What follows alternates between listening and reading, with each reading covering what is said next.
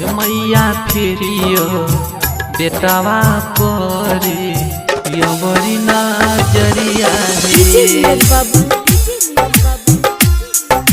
पहाड़पुर गद्यानी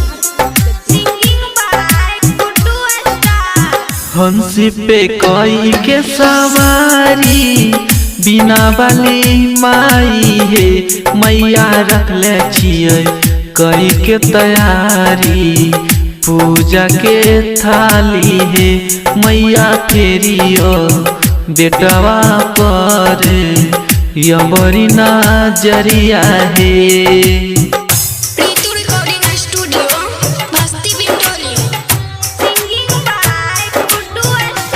नीरज बाबू पहाड़पुर गद्यानी साल भर में आबै छो मैया बेटा के दुआरी है मैया रख ले छिए कई के तैयारी पूजा के थाली है मैया फेरियो बेटवा परे यवरी नजरिया है।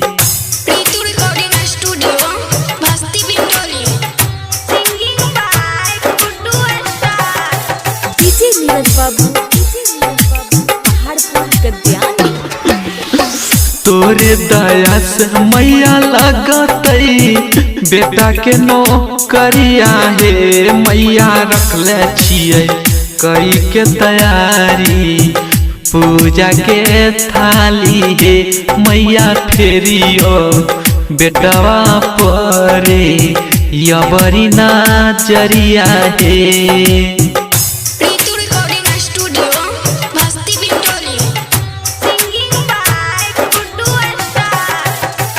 नीरज बाबू पहाड़पुर गद्यानी संसारी रचै छो मैया बीना के धुन पर है मैया रख ले छिए कई के तैयारी पूजा के थाली है मैया फेरियो बेटवा परे यवरी नजरिया है।